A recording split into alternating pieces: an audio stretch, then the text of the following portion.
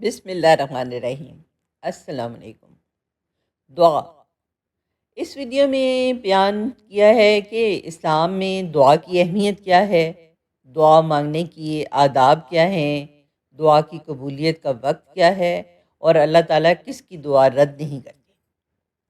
تو اس کو ہم شروع کرتے ہیں دعا کی اہمیت سے کہ دعا ایک عظیم الشان عبادت ہے جس کی عظمت و فضیلت پر بکثرت آیات کریمہ اور احادیث طیبہ ہیں۔ دعا کی نہایت عظمت میں ایک حکمت یہ ہے کہ دعا اللہ تعالیٰ سے ہماری محبت کے اظہار اور اس کی ذات پاک سے ہمارے ایمان کا اقرار و ثبوت ہے۔ ہمارا عقیدہ ہے کہ اللہ تعالیٰ ہمارا خالق، مالک، رازق ہے، اور وہ رب العالمین، ارحم الراحمین، احکم الحاکمین اور مالک الملک ہے۔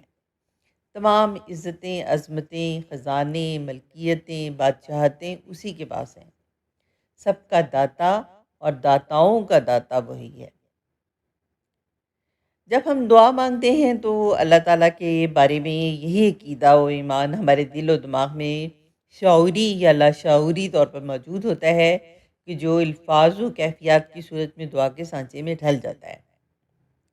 اس حکمت کو سامنے رکھ کر غور کر لیں کہ جب دعا اس قدر عظیم عقیدے کا اظہار ہے تو کیوں نہ اعلیٰ درجے کی عبادت بلکہ عبادت کا مغز قرار پائے۔ اور اس میں یہ حدیث بھی بیان کی گئی ہے ترمذی میں، حدیث نمبر 243 کہ دعا عبادت کا مغز ہے۔ حضرت ابو ہریرہ رضی اللہ تعالیٰ عنہ کی روایت ہے کہ نبی کریم صلی اللہ علیہ وآلہ وسلم نے فرمایا، ترجمہ: کوئی چیز اللہ تعالیٰ کے نزدیک دعا سے بہتر نہیں ہے۔ یہ ابن ماجہ کی حدیث نمبر 3829 ہے۔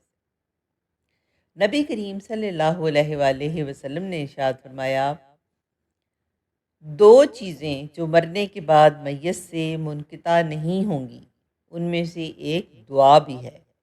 یہ صحیح مسلم کی کتاب الوصیہ میں حدیث نمبر ہے 1631۔